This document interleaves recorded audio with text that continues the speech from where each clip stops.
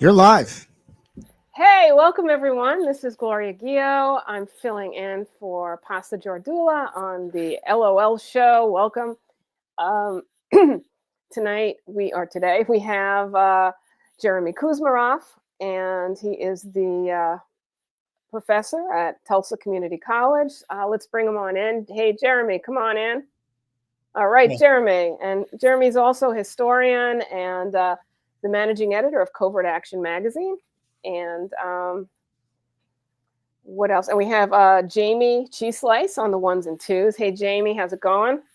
And I think we're about ready to go live, right? Or Yeah, to we're just give me a record. second to bring up my clock so I can Okay, start great. recording. Uh, All right, I'm ready when you are. okay. It looks to me like Jeremy's screen is messed up. I'm Is not he quite free? No, sure no, what Jeremy's happened to good. his screen. How does it look to you, Jayme? It looks fine to me. Jeremy, you're there, right? Yes. Can you hear us? Okay. Okay, it's just a glitch, I guess. All right. Yeah, Well, just let me know when you're ready to go, and I'll hit the button. okay. Hit the button. We're ready to go. Hey. Hi, this is LOL, and I'm Gloria Guillo. I'm vice chair at WBAI, which is 99.5 on your radio dial. And I just want to say that the opinions that I express today are my own opinions. I'm not representing WBAI's opinions or Pacifica Network. Today we have with us Professor Jayme Kuzmarov, and we're going to start the show talking a little bit about the election of CIA Democrats and the need for a third war anti-party left. So, Jayme, can you join us and talk a little bit about what's going on with this article that you wrote, which is really a fantastic article. Thank you. Well, in 2018, Patrick Martin of the World Socialist website put out a report on the CIA Democrats, and he emphasized how the CIA had infiltrated the Democratic Party, and that a number of Democratic Party candidates in that election cycle who ended up getting into office had served as CIA agents. Others served in the U.S. military and the special forces.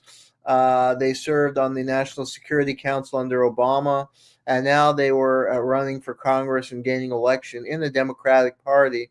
And this is disturbing on a number of levels. Firstly, it's a betrayal of the founding fathers of the United States' vision of separation of power between the executive branch and congressional branch. And when the CIA was created, congressional bodies, especially after the Church Committee, which revealed major abuses of the CIA during the Cold War, including unethical and illegal drug testing, assassinations, coups, congressional oversight bodies were set up. But now what the CIA seems to be able to do is they're getting their own people into Congress and they're serving on those congressional oversight committees. So they're basically protecting the CIA and its secrecy and its illegal activity. And, the Democratic Party in the 70s had a track record of trying to confront the CIA. Particularly, there was a wing of the party led by Frank Church, who set up the Church Committee. And also there are figures in the party like George McGovern, who he got the Democratic Party nomination in 1972, and he ran on a Come Home America platform, calling for the return of U.S. troops from Vietnam and from bases all around the world and closing U.S. military bases. And he had been a supporter of Henry Wallace in the 1948 election. Wallace had been Roosevelt's vice president, who made a run as an independent in 1948 on a peace platform, and he had advocated for peace with the Russians and closure of U.S. Overseas air bases and a new century of the common man. It wouldn't be the methods of imperialism of the 19th century. So clearly the Democratic Party has strayed from that. And yeah, again, this danger, what we see is the breaking of a breach of the separation of powers. And I tracked these CIA Democrats in this election because a lot of them gained election in 2018, and they've served in the U.S. Congress ever since. Now, one Abigail, and they've advanced, advocated for hawkish policies, more surveillance, They're ultra, pro-Ukraine, pro-Israel, funding for Israel. So Well, one, there well, go seems ahead. to be this whole shift. I mean, back in the 70s when you had the church committee, the Democrats were on the side of the rights and the protections and the civil liberties of Americans, and now the Democratic Party seems to have been infiltrated, maybe in your opinion, uh, and certainly in my opinion, and there's been this whole kind of change in the whole perception of the CIA with all of the movies and things on Netflix, and the CIA has become like this, enviable thing and this positive thing based on all of this promotion. When in the 70s it was seen as a threat, so there's been this kind of incredible shift. So what we're seeing is all of these Democrats supporting surveillance and supporting all kinds of things that really are against as you said, the foundations of the party. And could you tell us about specific Democrats that are related to the CIA? In particular, who was Abigail Spanberger, and what did she say about Trump's appointment of Tulsi Gabbard as the Director of National Intelligence?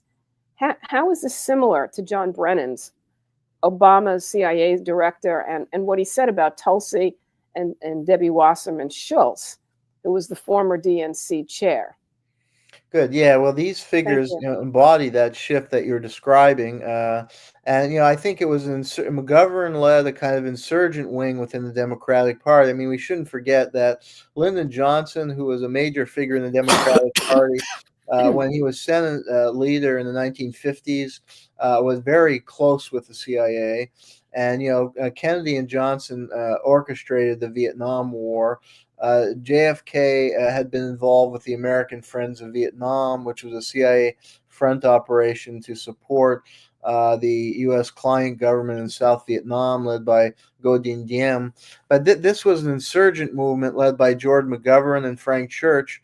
And then they were defeated. The CIA put in a lot of effort to defeating them in the 1980 election, getting rid of those anti-CIA Democrats, and then pushing these pro-CIA Democrat that we have today. And a good example is Abigail Spanberger.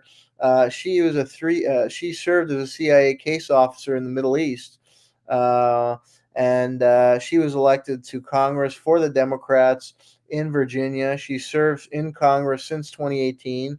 I believe she served on the House Intelligence Committee. She's now running for governor of Virginia in this coming election cycle. And she's a very conservative Democrat. And yeah, she'd been a strong pro-Ukraine. And, she came out with these statements when Gabbard was appointed. She came out with these statements saying that Gabbard peddled conspiracy theories and that she was in league with American enemies. And the similar statements were made by Debbie Wasserman Schultz, who actually accused Tulsi Gabbard of being a Russian asset.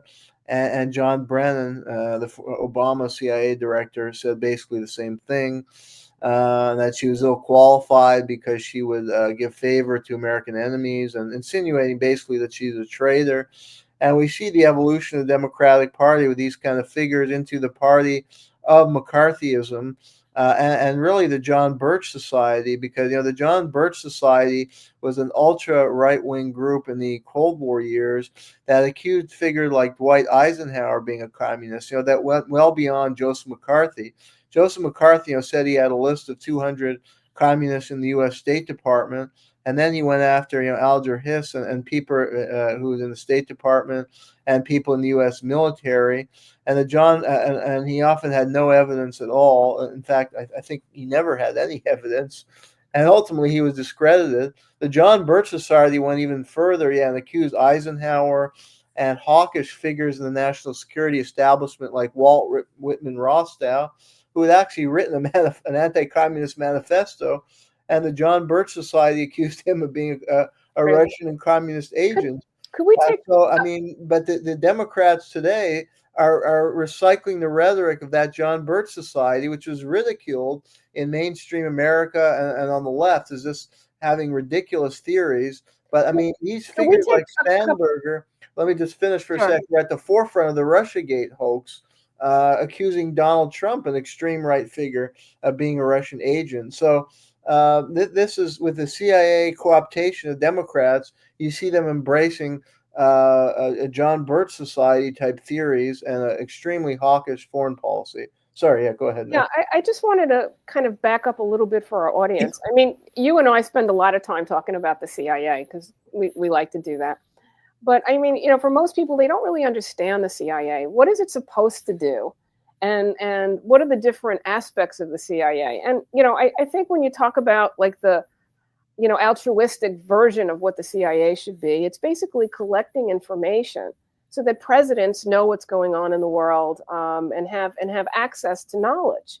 But that's really not what happens when you have something like Covert Action. And one of the things, Jayme is the managing editor of Covert Action magazine, which was started by Phil Agee, who had left the CIA and exposed this whole concept of covert action. So covert action is really where the CIA is doing its own thing. It's actually not reporting the news; it's making the news. And it's like, well, all right, well, who is the CIA accountable to? Is it accountable to the president? Is it accountable to the taxpayers? No, it's accountable to a very small predator elite class.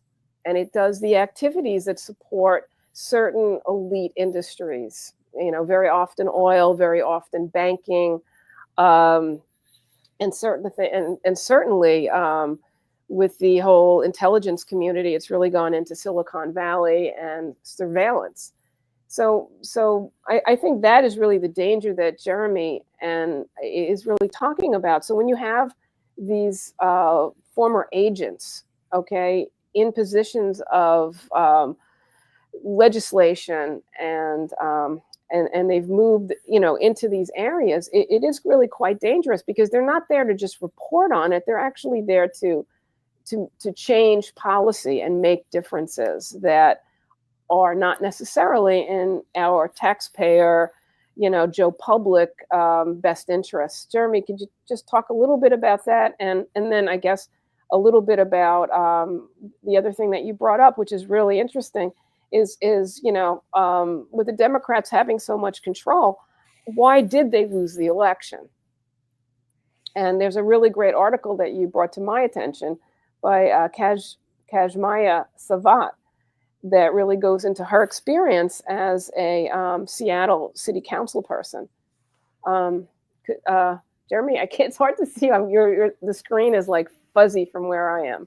But okay, there's two issues here, two big questions. So the first to address with the CIA, yes, there's a long history. I mean, in theory, the CIA was set up as an intelligence gathering agency, to provide better intelligence to the president and executive branch authorities so they can develop a sound foreign policy. But in practice, the intelligence was often skewed. Yeah, the CIA upper brass, came from the old boys network that were connected to, major Wall Street firms and served more the agenda of plutocratic interests and kind of skewed the intelligence in support of an aggressive Cold War foreign policy that Wall Street bankers wanted and that favored the military-industrial complex. And that, carries over to the present day. They continue to politicize intelligence. I mean, look, the CIA and other intelligence agencies have been promoting false claims about Russia to drum up this Russophobia and to support an aggressive intervention in Ukraine that has put us on the precipice of World War III. And I mean, the real goal is regime change to try and weaken Russia as a potential competitor for U.S. Control of the oil and gas resources of Central Asia. And to undermine Putin, who's a more nationalistic leader. They want to reinstall, Boris Yeltsin at the end of the Cold War. They got in Boris Yeltsin, who was starting to open up Russian, natural resources to foreign corporations. and favored oligarchs who are connected to the West. So that's really their agenda, and they're using Ukraine as a pawn, to weaken Russia. So you have figures like Spanberger and Elise Slotkin. In my article, I go into who these CIA Democrats are. Elise Slotkin just won election to the U.S. Senate from the state of Michigan, and she worked for Dick Cheney as an aide to Dick Cheney. So she's really a hardline neocon, and she was in the State Department and worked with Victoria Nuland to destabilize Ukraine as part of this larger foreign policy strategy I was just describing that is so disaster for the Ukrainian people as well as the Russian people, and has put us on the brink of World War III. And then another figure I discussed in my article named Jason Crow, who is very active with the U.S. space program in his home state of Colorado. He's a congressman from Colorado, and he's been involved in promoting, getting funds for the Buckley Air Force Base in Colorado, which is a headquarters of the U.S. Space Command. And that's really a design since World War II of U.S. elite planners to control the world by controlling outer space and militarizing outer space. And that was a dream of the Nazis, and they actually brought in Nazi scientists to develop that program of militarizing outer space, and they're taking it to the next level with the U.S. Space Command. So there's some, and this guy is just a champion of that and getting more funding for that. So, I mean, you see the kind of nefarious programs that these CIA Democrats are supporting and advancing at the expense of, the American public, because that's treasured taxpayer resources instead of going into healthcare, education, infrastructure, improving the quality of life for Americans. It's going into these programs to try and dominate the world so Wall Street can make ever more profits and just boondoggle. Like the space program and militarization of space is just like a boondoggle for the military industrial complex. It brings no benefit for average American, and just brings danger to the world. So these are the kind of nefarious policy these CIA Democrats are advancing. And again, there's no breach with the executive branch. They're supposed to provide oversight and critical scrutiny of the CIA and expose things that may be doing that are abusing taxpayer dollars or nefarious programs, but instead they're just rubber stamping it. So you could say that basically, as they say, the fox is guarding the hen house. When you have all of these CIA agents and former CIA agents supposedly overseeing the activities of the CIA, that they are instead just, being able to do whatever they want. Yeah, and that's not how the U.S. government was set up, envisioned by the founding. Well, it's certainly not checks and balances. Yes. And I think that's, really, one of the most important things is this concept of checks and balances. And I think what you're saying also that's so important is that, there's like this revolving door also between the military industrial complex, the CIA, and the Democrats. It's a revolving door. It's also a revolving door with the Republicans too. And I would like to say, it's when you and I have discussed in the past foreign policy, there isn't a big difference in foreign policy between Democrats or Republicans. And one of the things is, you were discussing why the Democrats lost the election.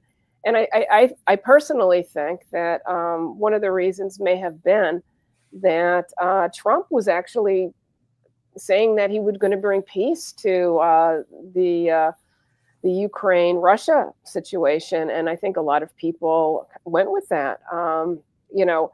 Whether that pans out or not, that was still something that was said. However, Harris and Biden were, just ratcheting it up. And, I guess we could just throw this in. This is like an aside, if you want to talk about it. Biden just approved the strike of missiles, of attack of missiles deep into Russia territory, which has now put us on a very, very uncomfortable footing. Would you want to talk a little bit about that to wrap up the show?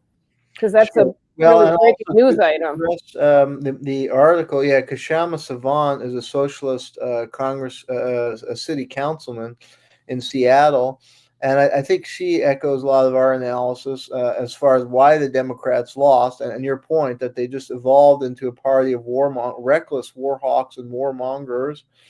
at the same time that they betrayed and abandoned working class Americans. And she described in this article how, she said that, on the city council, she was in a city where the other representatives were all Democrats, and she was one or two socialists. And she said the Democrats were her enemy. She was trying to get things like $15 minimum wage, relief for renters. She goes into a couple of the policies she was trying to, support to help working people. And she said that the Democrats were her enemy and fought her at every turn. They were never for $15 minimum wage, and they tried to block it. They were never for renters relief and laws to help renters. So that just goes to show in her city, and if you look at national politics, they're enemy of the working people, and they're warmongers and war hawks. And your point about Biden echo this perfectly, is that in the remaining time in office, he's doing everything in his power to stoke a broader war. And maybe he's trying to make such a mess of the situation that Trump won't be able to resolve it in any way. But I mean, this is just totally reckless. I mean, he's really a figure out of Dr. Strangelove, sending Ukraine these long-range missiles to inflame the Russians and provoke a potential nuclear war. I mean, how crazier that can you get? And I mean, what kind of policy is this? That the Democrats have presented. I mean, this has been an absolutely disastrous. I have a report card coming out on the Biden administration foreign policy, and I give it F. I mean, this is an administration that supported genocide in Israel, that done everything to provoke the Russian, that they've been so Russia obsessed. We haven't seen this in American politics since the McCarthy era. And in many ways, they've gone beyond McCarthy and the Republicans of the 1950s. And don't forget, the Republicans of the 50s engendered a huge backlash in the form of the 60s counterculture movement. So I'm just waiting for the youth revolt against these.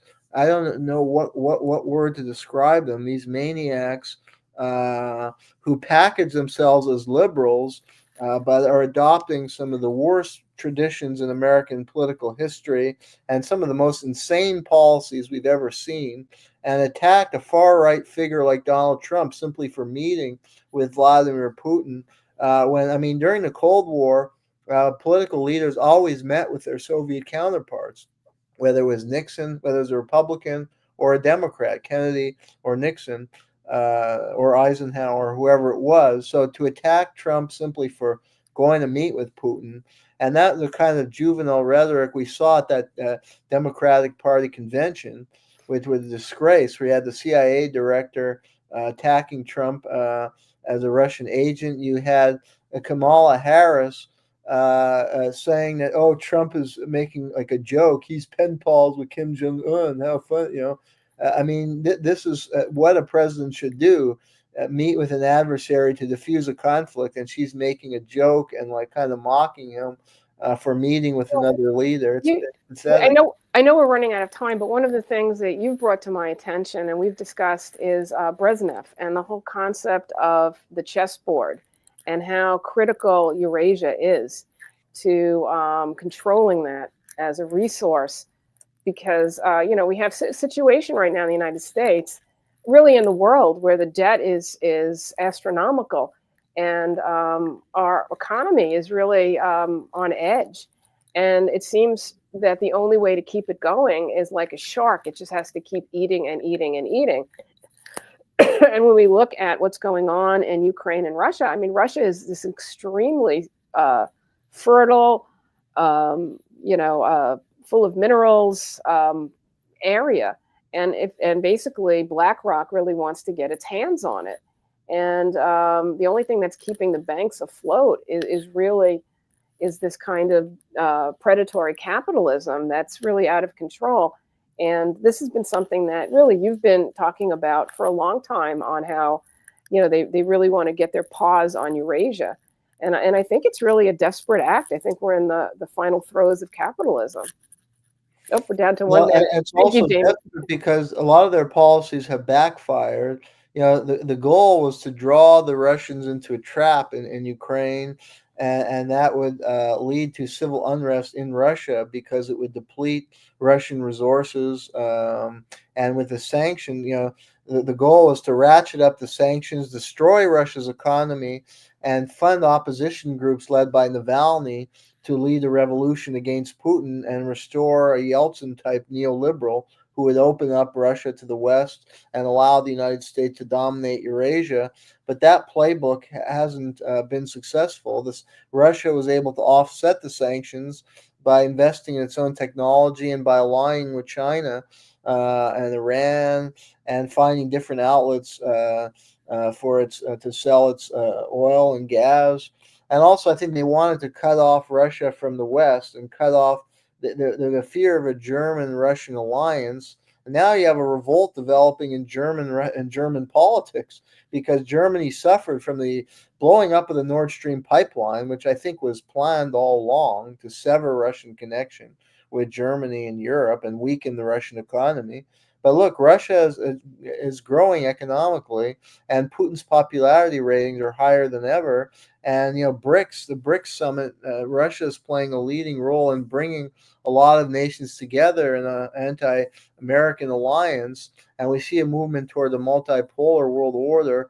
And the U.S. ruling class can't accept this, so they're lashing out and they're behaving in a crazy way. And this is a dangerous moment in world history because declining empires have started wars in the past, major wars, to try and salvage their power in a desperate, reckless gamble. I mean, look at Japan. They attacked Pearl Harbor when the U.S. cut off the oil supply and they were in a desperate position. So we could be on the precipice of World War III, and the Democratic Party has totally prostituted itself to those corporate interests and the ruling dominant elements who push this world, reckless foreign policy and plan of world domination that's going to lead to World War III. Okay, well, that wraps up our show for today on WBAI and Progressive Radio Network. And please stay with us if you're watching us live on YouTube. We have another segment, and our second segment is going to be on the fake left and how it's going crazy over the appointment of Robert F. Kennedy Jr. So thank you so much. This has been LOL. I'm Gloria Guillo, and I'm stepping in for Craig Passagiardula, who's on a family leave, and his mom's doing better, for those of you who love pasta as much as we do. And, we're still saying prayers for everyone. And thank you so much. And we'll see you in a few moments if you're watching us live. Thank you. Excellent. I'm just going to take let me say about 2 minutes over. So, well, I wanted to give you some. Oh no, I'm glad you did the ending because I can cut that and put it on. Yeah, there you can cut the stuff with pasta. Yeah. So when we see this little banner up here, that means it's time to wrap it up. Okay. And 20 seconds should be what you need, Gloria, to do the closer. Okay. So, Okay. Like I am putting in the chat saying when we have minutes.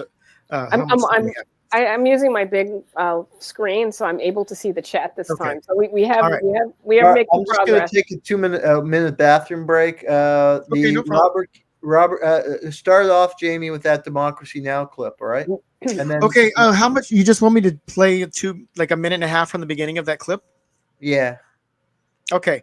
So Gloria, you give me the signal to start. Maybe up to 2 minutes. Should I give you the signal to stop the clip or? Yeah, hopefully you'll be back in time. So if you go now, all right. We're still live. All right, yeah, we're still live. Jeremy, we're still live. Hurry up. We're not recording right now for the show. So yeah, but we're still live on. Yeah, we're still live. That's okay. People know they're watching us record. Everyone's watching your bathroom break. Everybody. They're watching us. They're watching us do recording. This is like how the sausage is made stuff. A lot of people like that kind of stuff. So that's fine. But what we can do, Jeremy, you can go ahead and take a break. We can't take our clothes off. No, you can't do that. No, we're not doing that. This is YouTube. We're not on. Don't bring the phone into the bathroom, Jeremy. So you can take a break right now, and we can start. And Gloria I'll be back in 1 sec. Yeah, Gloria, you can go ahead and introduce the show. And what we do is you'll introduce the show and say, first, we want to start off with this clip, and then I can play the clip. That'll give Jeremy enough time to get back. And because I think we're going to play about 2 minutes from the start of that clip. And that should be good. But just keep in mind the time, because 2 minutes is going to be hard to cut down. But I didn't know I made a lot of notes of stuff I'm going to cut out. So it's not too bad. So I can definitely work with that. So 1 minute of space is good. More than 1 minute is bad. You can introduce the show for about 30 seconds to a minute. Then I'll play the clip. I guess I'm just going to start the beginning of the show, or should I start it at a probably? Okay, so I'm going to do the welcome. This is LOL. I'm going to do that again, right? Yeah, you got to do the intro again. Okay, all right. And hold on, I'm looking for democracy now to figure out where to start it. Let's be sure Jeremy's out of the bathroom before. Yeah, we should probably wait for him to get back. Yeah, let's not cut it close. Jeremy, all right. All right, I need to.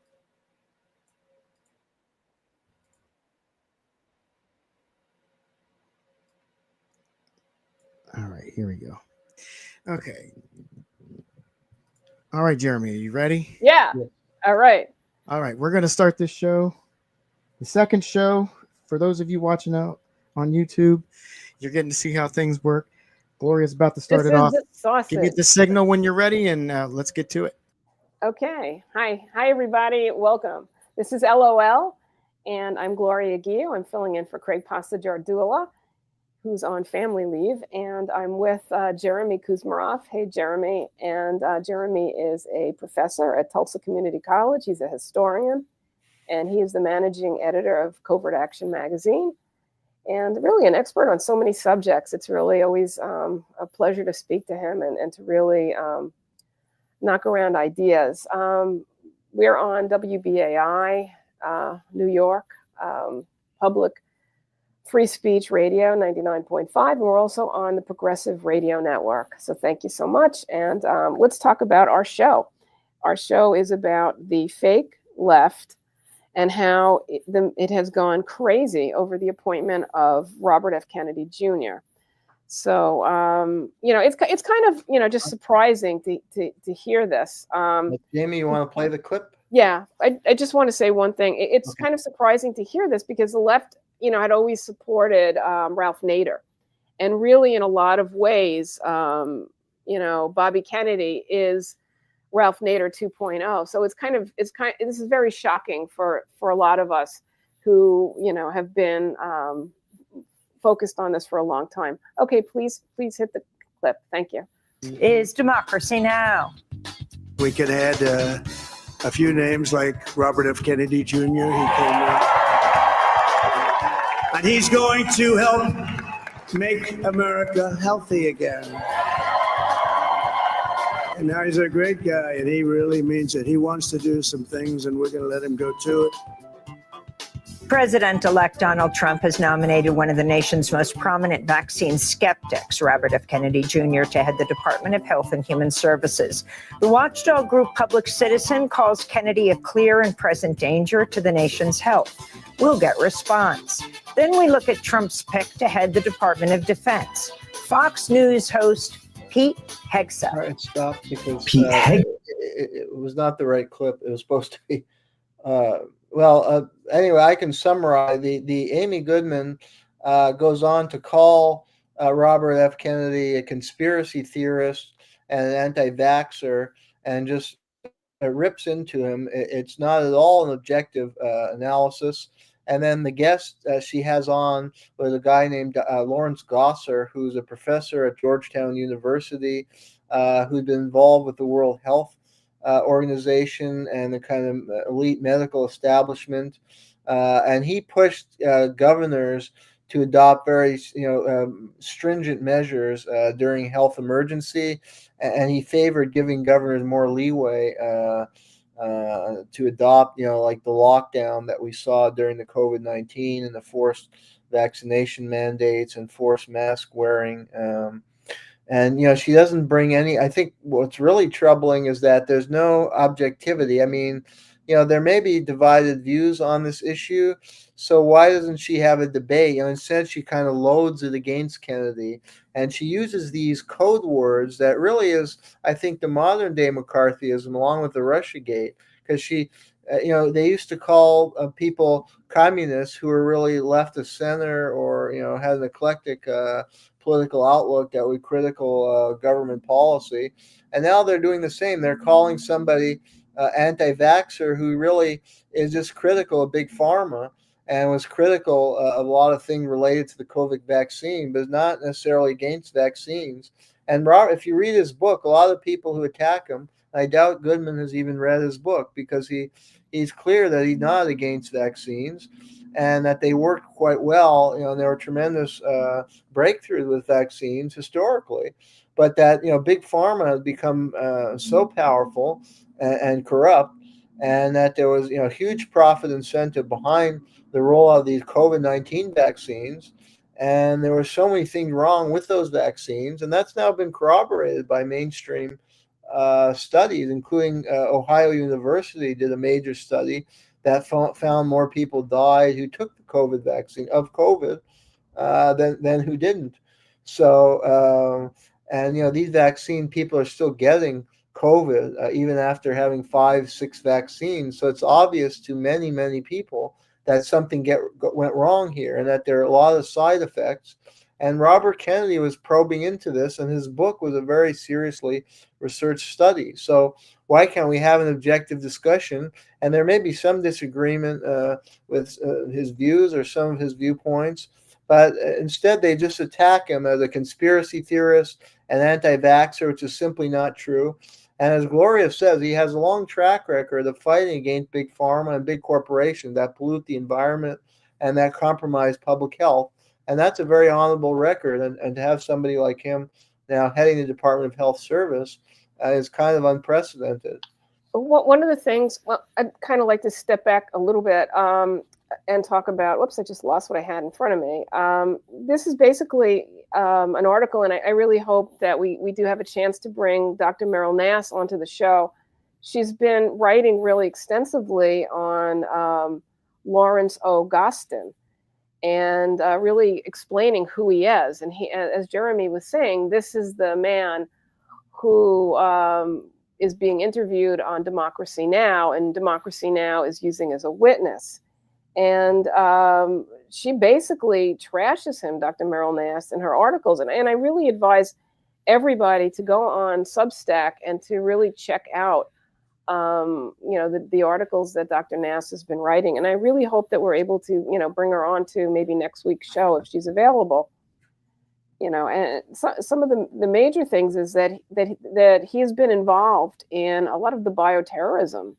So there's really a tremendous amount of stuff, and a lot of the things that he's been involved with really have been really problematic. And I had a passage that I just wanted to read just to give people kind of the flavor of him, and I think I lost it, but I'm trying to find it. The issue is that Democracy Now! Is supposed to be an anti-establishment show, and if they're discussing issues of war and peace, they don't just bring on military generals or these professors linked to these elite pro-war think tanks, and that what Ray McGovern called the military-industrial academic complex. And this guy clearly fits that bill as far as the health complex. He's connected to the establishment. Nass in the article said he's connected to every bad health policy. Yeah, I was just going to, that was the passage I was going to read. Well, why don't they apply the same critical scrutiny to these public health officials and the corruption in big pharma and the tie between government, big pharma, academia? And again, this is supposed to be a left or anti-establishment show, and is just smearing Robert Kennedy instead of having a debate or trying to engage with some of his ideas. And at best, she can have a debate over this issue, bring a pro-Kennedy versus a Gossin, but she only brings out him. So it's really very biased, but it's influenced a lot of people on the left who have this view. And you mentioned Robert Kennedy's name, and they smear at Kennedy.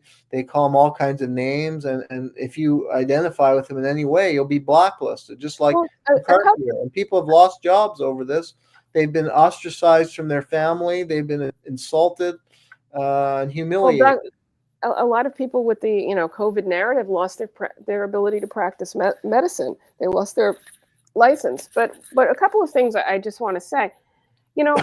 Really, everyone should support Bobby Kennedy and this appointment, because there's some very important things that he brings to light. And, I have, in my credential that I have a master's in public administration, and I'm a retired bureaucrat, and I really do understand how government works. And I spent my, career in public service in New York City.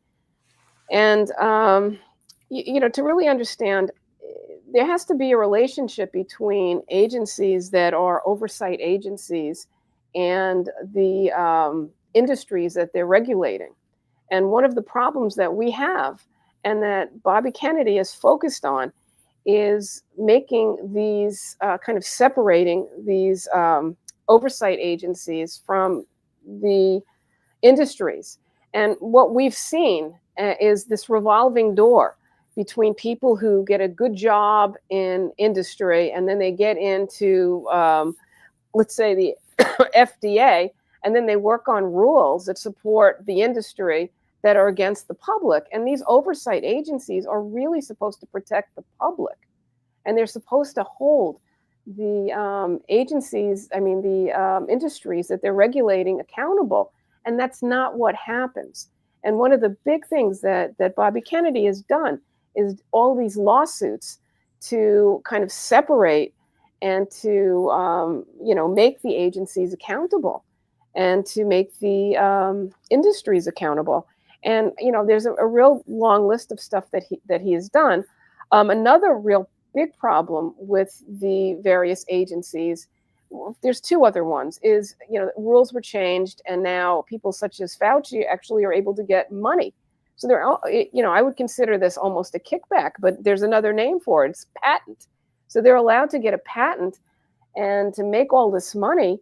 And, it's really, it shouldn't happen. The other thing that's going on is that the drug companies are the ones that do their own tests of these medicines to see if they're actually safe for human consumption. And it's another one where the fox is guarding the hen house. It's you need to have a separation between the tests that are being made than the tests are being done by the drug companies who have an interest in having a positive result. So that's a real problem. So Bobby Kennedy has really been a real champion for the public, which is why, it's so surprising to see the Democrats with this position. And for example, he won a Monsanto glyphosate case, $290 million verdict in favor of Dwayne Johnson, who was a groundskeeper who claimed Monsanto's Roundup herbicide caused his cancer. And it was a landmark victory case. And it's what they found is that Monsanto acted with malice by failing to warn users of the cancer risk of glyphosate.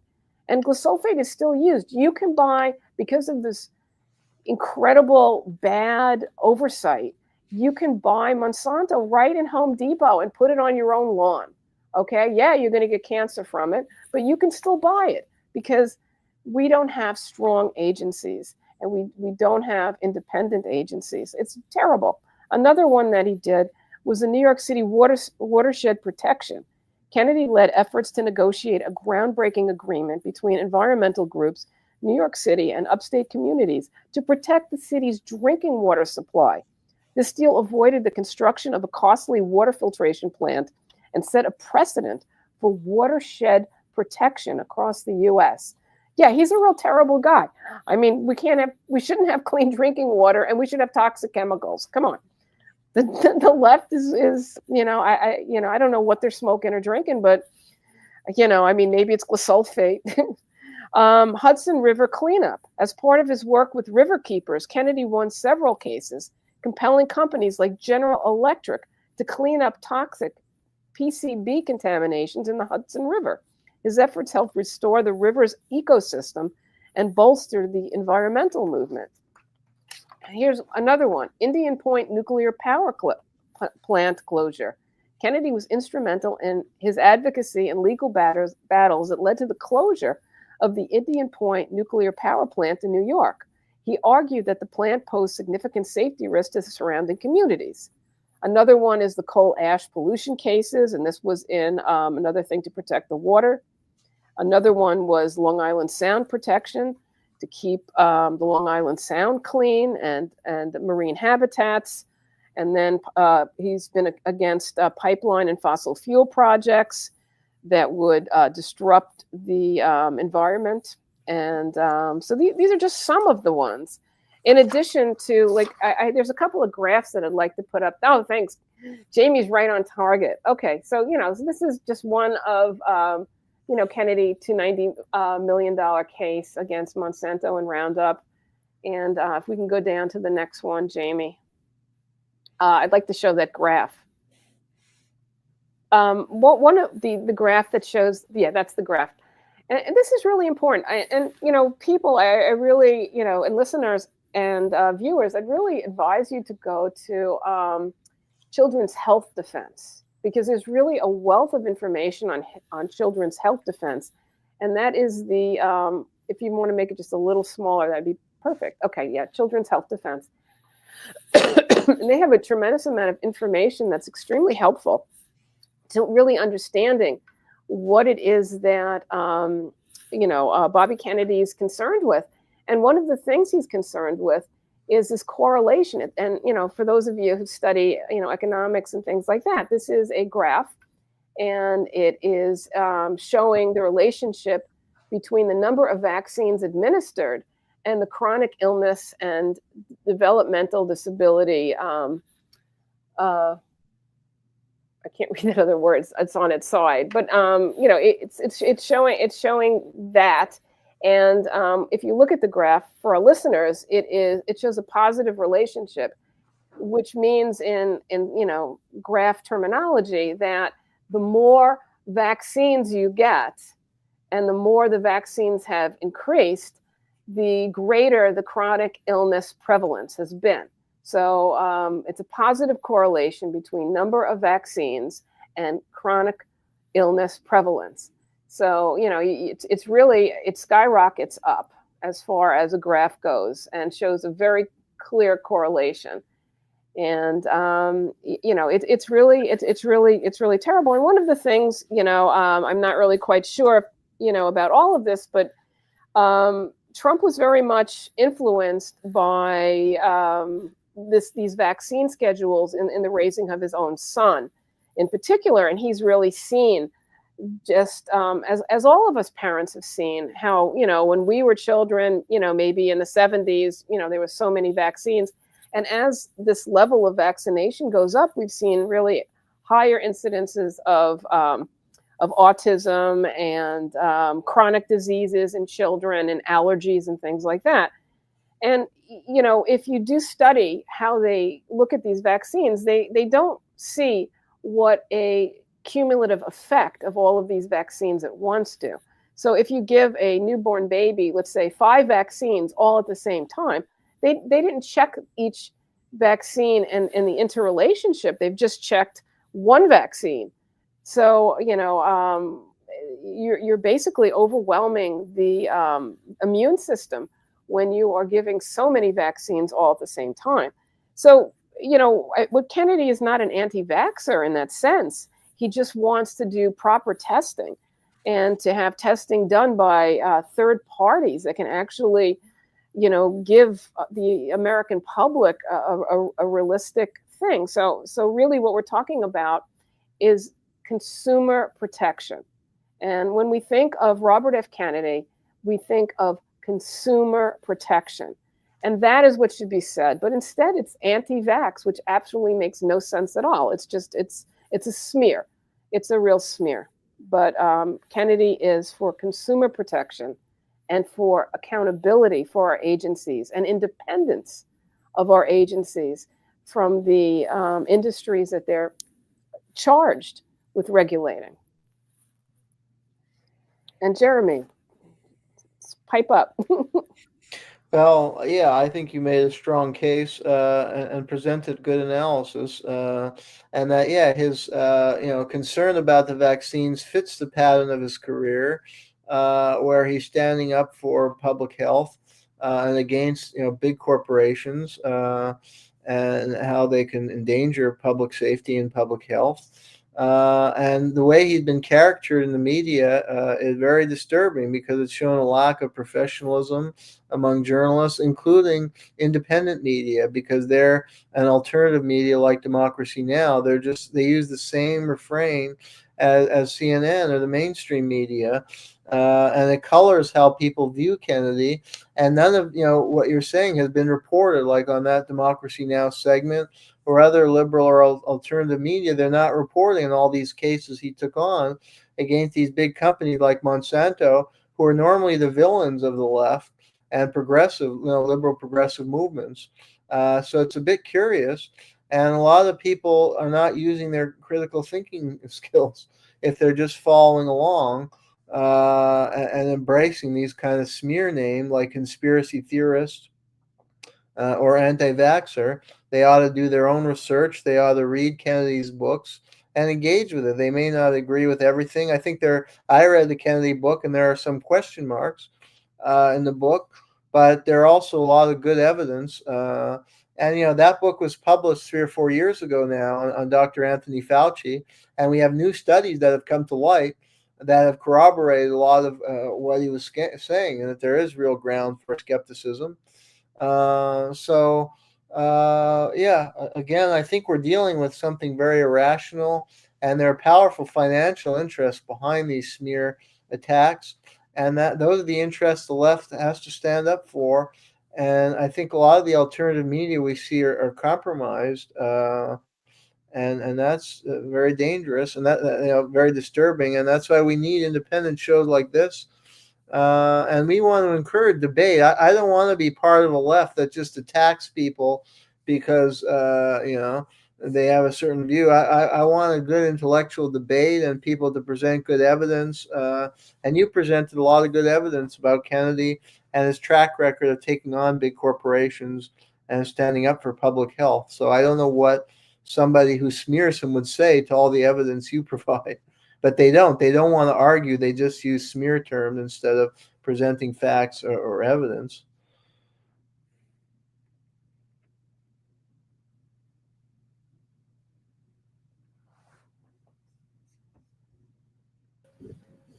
Gloria, you muted.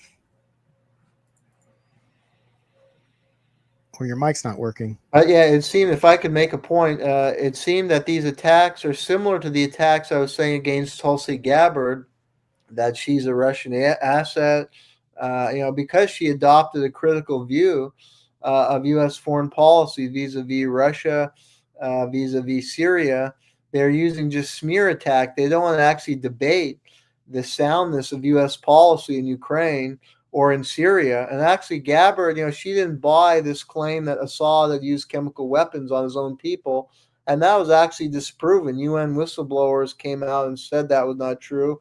Top science, and that had been manipulated. The public would have been manipulated to believe that. And top scientists like Theodore Postel of MIT carried out a major study using cutting-edge scientific techniques, and he found it was impossible for Assad to have carried out chemical attacks based on the angles, and that it had to have come from rebel territory. And in some cases, the attacks were clearly staged, and there was no chemical attack. In one case, the U.S. had bombed the fertilizer plant, and it created all this cloud. They could claim it was a chemical attack. It was actually the U.S. bombing a fertilizer plant. So Gabbard was right, but they just smear her as an Assad lover, or Putin lover, or Russian asset.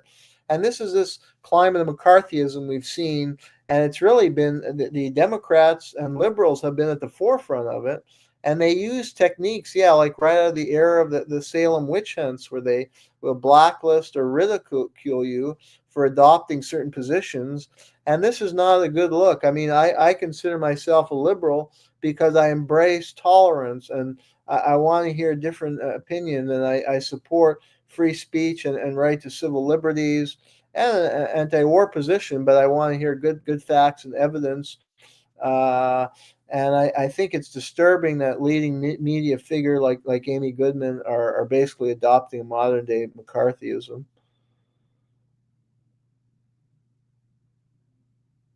But I think that's why in our show we want to build a real progressive left, where people are open-minded, they engage in intellectual debate, they don't ridicule or smear people who have adversarial viewpoints. They consider different ideas, and they consider new evidence as it comes to light. And in the vaccine issue, new studies are coming out to show that indeed those vaccines were deeply flawed, that there are serious health side effects among a lot of people, and that people who took the vaccine were still getting COVID. So they're not successful like the polio vaccine. And clearly Kennedy was right to say that something had done wrong with this vaccine. It doesn't make him against vaccination in general. It just means he was right in pointing to serious problems with this vaccine. And we should go forward from the concerns he has raised to do more studies so we have better evidence to know what went wrong, and to not push vaccines on the public that have adverse health effects. And there's also the issues of civil liberty. The medical freedom movement says people have a right to their own health, to take care of their own health in the way that they think is best. And a lot of people want to go a natural health route. They want to eat healthy, live a healthy lifestyle. They're weary of pharmaceutical products and the over-medication of our society. And that's something very significant about the medical freedom movement that Kennedy is part of. And I think that's a very positive movement, because we are an over-medicated society, and we've seen corruption where big pharma will push its products even when they're alternatives. And in a lot of cases, health comes from the person. They have to lead a healthy lifestyle, and they won't need medications. And that's very, very important. But big pharma doesn't embrace that, because they want to sell more and more products. And sometimes they push products with dangerous side effects. So I think the left should listen to people who are involved with the medical freedom movement, and that there are a lot of good values in that movement, and that people ultimately do have a right to take charge of their own health. And that's why a vaccine mandate is highly problematic. And in this case, I think there was an understandable backlash to those mandates, and liberals and people on the left should understand that. And should not ridicule or demean anybody advocating or critical of the government approach toward COVID-19 or the vaccine mandate. And they should, again, look into the medical health freedom movement and what people are saying about it. So I think we're running short of time. We're at time, but okay. We're gonna have to make some edits. I think there was some technical problem with Gloria. Yeah, let's get Gloria's mic working again. Did you wrap it up? Was the stuff I was saying got in there? Yeah, it's in there. I don't want you to wrap it up so we could. It was good that you padded. I'm gonna have to do some creative editing here.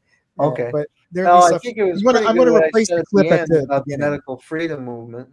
Yeah, I'm going to replace the clip at the beginning. In fact, I want to play it again. Yeah, I think that may. I don't know, because I hear Glory. We can't hear you. So we lost our microphone. Yeah. Sorry about the first clip. I thought I had the section where she talked about Robert Kennedy, but I think you did. But I started the video from the beginning. Oh, that's instead of at the timestamp you gave me, which is my mistake. So I want to play that again so we can get the recording, and you can tell me where to stop it. And then it's okay, because I kind of summarized it. So that's okay, but I'll play the correct clip. All right, that's fine. I'll put it in the recording for the radio.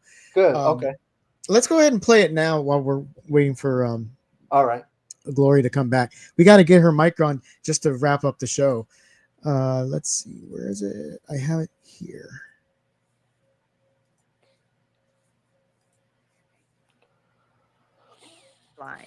This is Democracy Now!, democracynow.org, War, Peace, and the Presidency. I'm Amy Goodman in Denver, Colorado, with Nermeen Sheikh in New York. Hi, Nermeen. Hi, Amy. Public health officials are decrying President-elect Trump for selecting Robert F. Kennedy Jr. to head the Department of Health and Human Services. Kennedy is one of the nation's most prominent vaccine skeptics.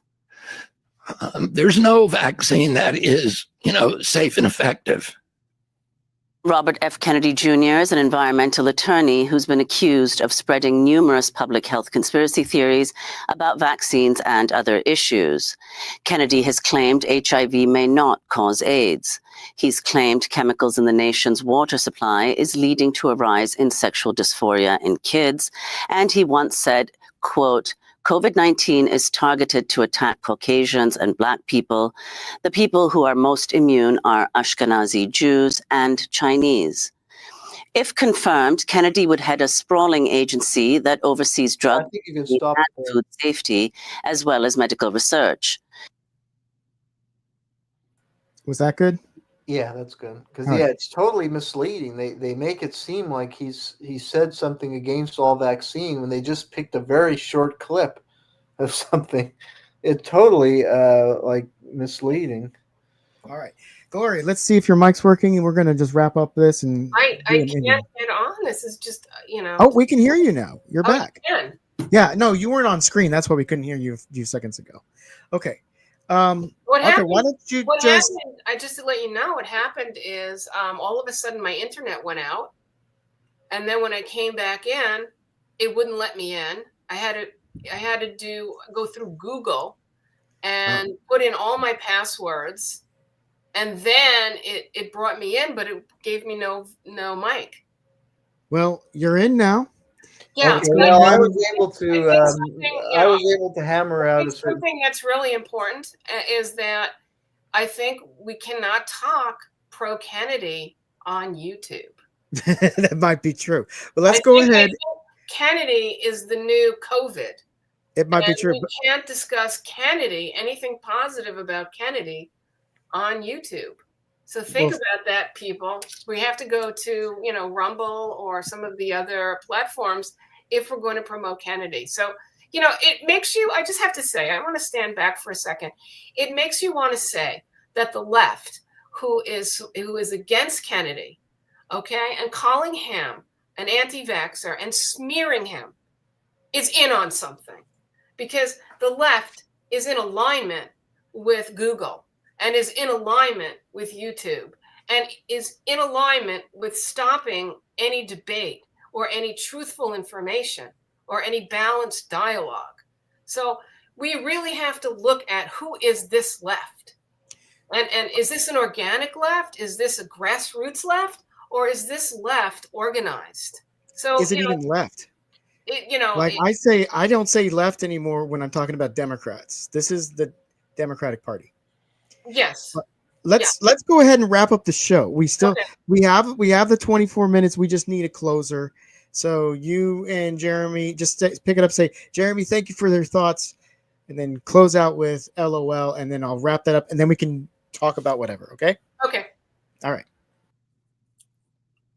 Hi. Well, I'd like to say goodbye to our audience. Sorry for any technical difficulties. This was LOL. This is Gloria Guillo filling in for Craig Pastajardula, and I've been with Jeremy Kuzmarov, Professor Jeremy Kuzmarov, and we'd like to thank you, and we hope to see you next week, and hopefully Pastor will be back. If not, we'll try to hold down the fort for another week, but it would be great to have Pastor back, and we really hope to also have as a guest Dr. Meryl Nass, who really has her finger on the pulse of what is going on with truth. Okay, thank you so much. See you next week. Okay, that's good. Now you guys can go and talk about whatever you want. Okay, well, I'm gonna have to sign off in a minute because. Did you want to talk a little bit about some of the stuff that's coming out on the flyer I sent for Green Renaissance? That's up to you. I mean, Jeremy, do you have to go? We're still live, right? Jeremy, you want to hold out just a little bit? Well, I could stay on for a minute or two. I've got to leave in about 5 minutes, or maybe. Well, I'd like to, could you put up the thing I sent you, Jayme? Yeah, which one was it? The the Green Renaissance one, just the beginning. I just want to put up the logo and stuff. Okay, let's see if I can find that. Anyway, I'm a co-founder in a group called Green Renaissance Sovereign Rights Movement, and we really fell out of the Green Party because the Green Party had taken pro-war positions and had taken positions against women and against families, and had also taken positions that were not for consumer protection, that were in violation of the Nuremberg Code as far as forcing mandates and things like that. So, I'd like to invite people who are the authentic left to join our meetings. We meet usually once a week, Thursday, at 8:30 p.m. Eastern Time. And we're going to meet on this Thursday, and we're going to discuss why the left hates RFK. And if you scroll down this a bit, Jayme, if you want to scroll down a little bit, you keep going down to the point where we talk about these other groups. And I just really wanted to kind of talk a little bit about what the left had been doing. So it doesn't really surprise Jeremy, me, and Jayme that the left is against Robert F. Kennedy Jr., because the left has been against everything that dealt with consumer safety and consumer protection from the beginning. And it has supported positions that were against the truckers who were fighting for the freedom to cross the border without having to take medical treatments. They were basically being called, if you want to go down to the article at the bottom, they were being called by these different groups, the Ku Klux Klan, and they were calling, basically these groups were calling indigenous people, Black people, brown people, Asian people. They were calling them the Ku Klux Klan, and so the left has been from the beginning on the wrong side of this. So we're not really surprised that the left is on the wrong side now. It's just a question of who is this left, and when we've looked a little bit about who this left is, we've looked at some of the funding sources for the left. And, we've come to some conclusions that some of the prime funders are the same people. And, the names that keep coming up that are funding this pro-war, anti-Nuremberg Code left is basically, we keep coming up with the Pritzkers. We keep coming up with Bill Gates and Melinda Gates. We keep coming up with George Soros and the Tides Foundation. And we keep coming up with Neville Roy Singham and the People's Forum. And so there's these names that just keep coming up. And what's disturbing is, you hear, there's 10 different groups or 15 different groups, and they're grassroots groups and they're left groups, and they say this and they say that. But really what we find out is they're all funded by the same people.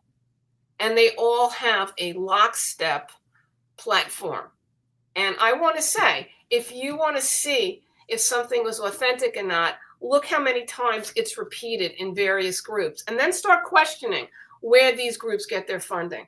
So, the burden is always on the individual to look at what you're getting and to look at who's saying it. And when you get a symphony of the same message from every source, that's when you should say, hey, wait, something's wrong here. I'm not getting dialogue. I'm not getting debate. I'm not getting discussion.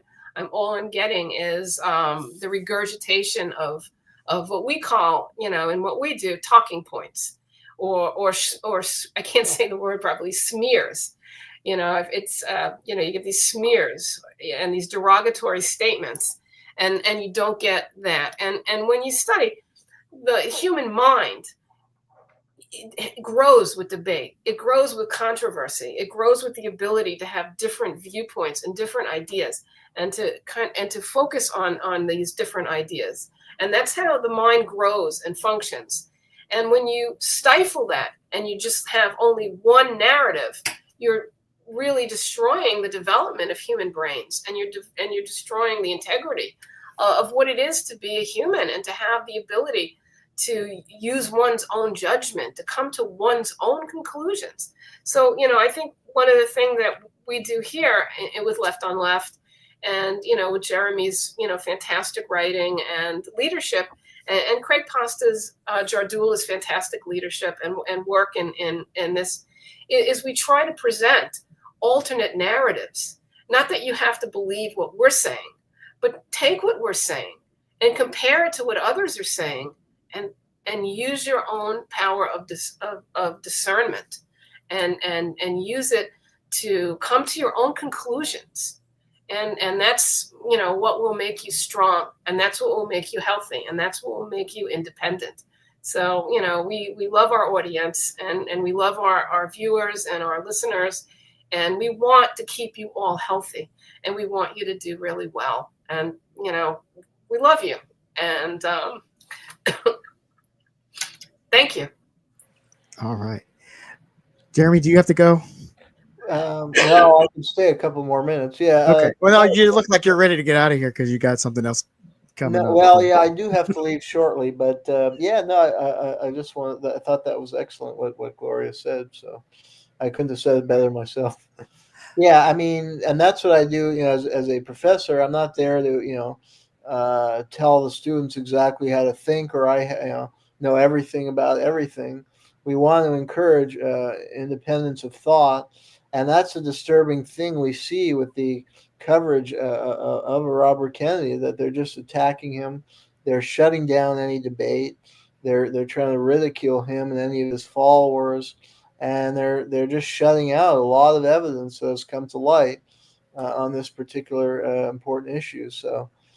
Yeah, it's just amazing what Gloria said, and yeah, I think it's good. We have to look at the sources of funding, and that ultimately we're human beings, and that we want to, what distinguishes us is our ability to think for ourselves, and we're not bought and sold to corporations. That's why we identified being on the left. So we're not going to just prostitute ourselves to these groups that are obviously have their own agenda, and people have to, not just this kind of herd mentality is very dangerous, and that's something I would discourage. People should think for themselves on every issue and do their own research.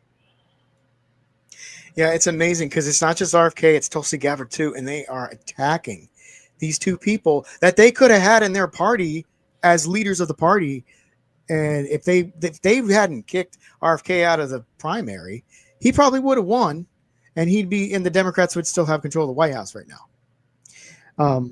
And it's amazing. They just keep smearing these people, the same smears, stuff that has been debunked, and going after Tulsi Gabbard for her conducting diplomacy and saying, oh my God, she went and warmed up to these other people like Assad because she was doing diplomacy as part of her job on the Foreign Relations Committee. Well, the other thing, and they criticize her for that because they don't want diplomacy; they want war.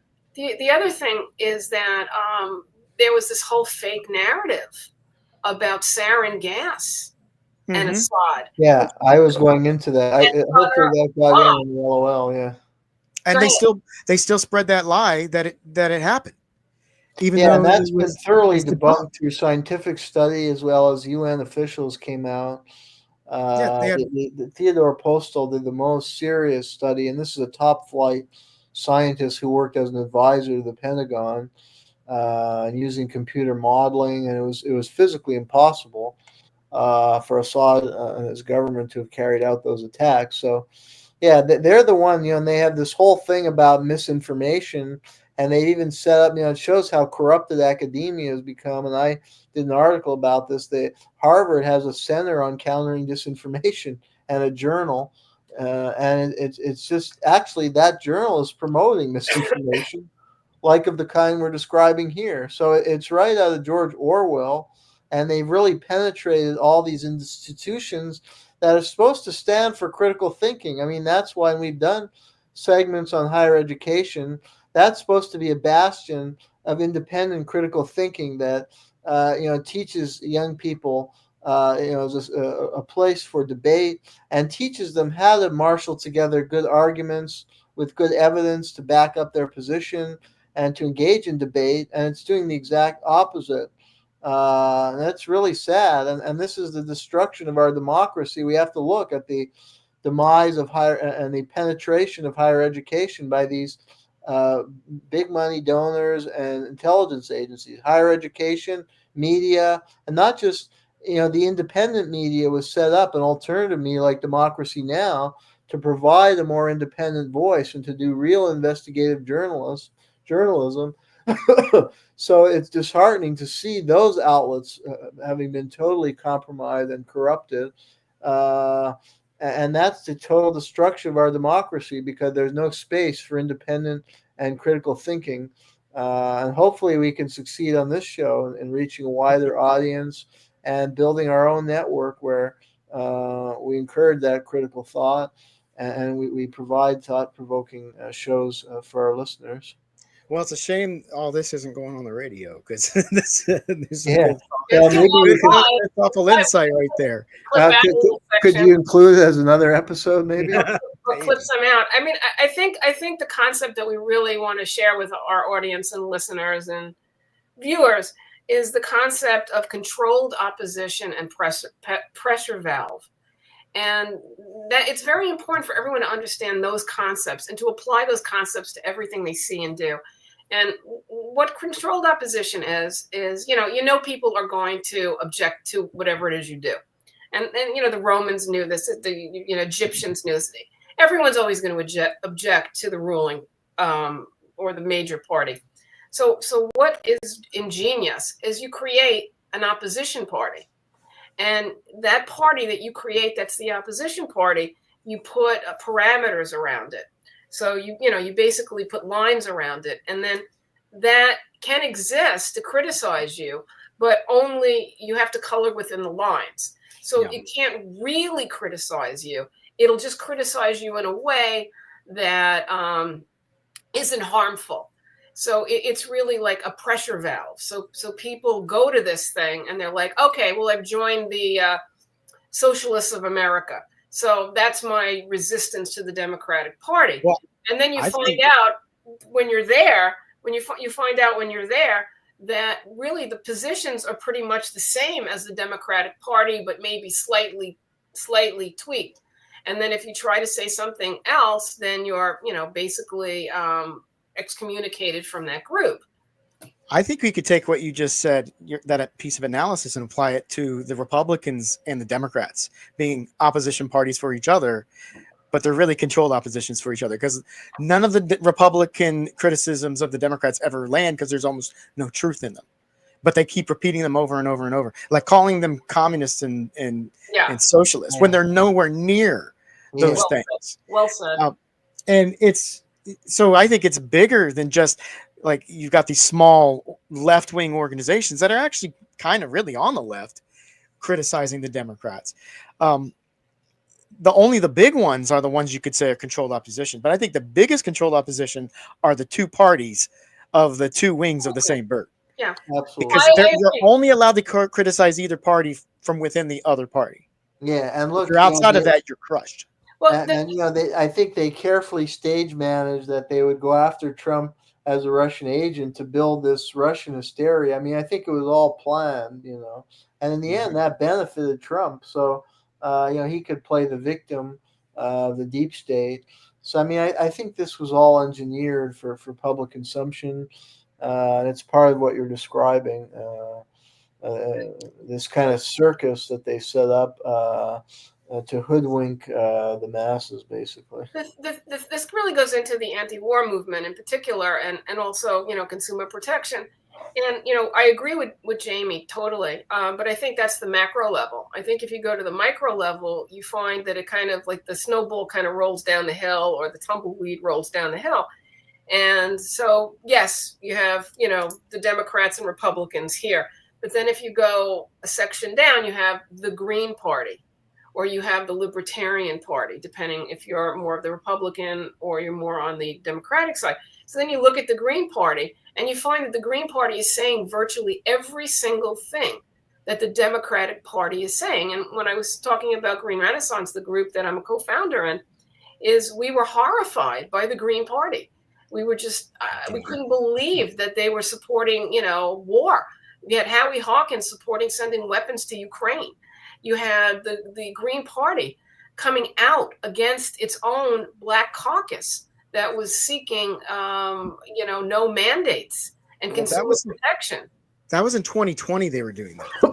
Yeah. They weren't doing that this past election cycle. Well, no, the only thing they did differently on this election cycle was soft pedal every position except for support of Palestine and against the genocide in Gaza. And when Jeremy and I, focused on that, we really saw that it was very alienating the way it was handled. It was very small.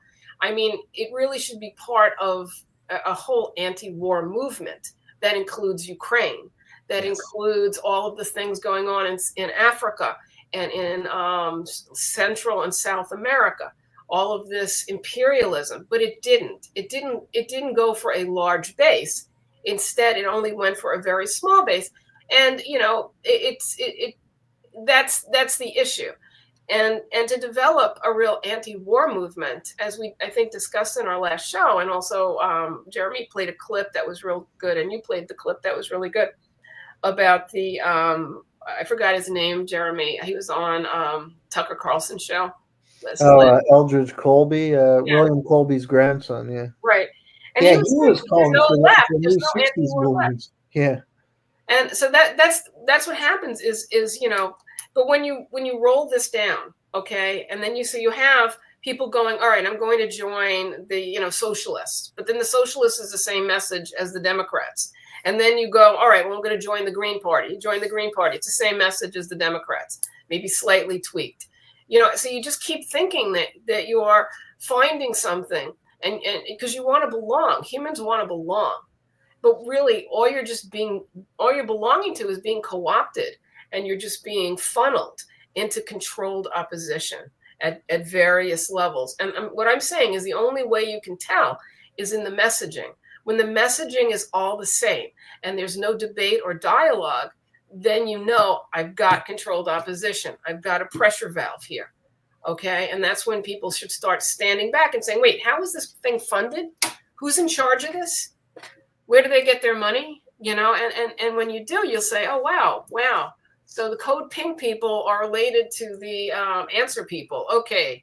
And the Answer people are related to the People's Forum people. Okay. So you start seeing this all come together. But the only way to see it is you look at the messaging and then you look at the funding. And that's how we do analysis. And it goes back to, just basic analysis 101.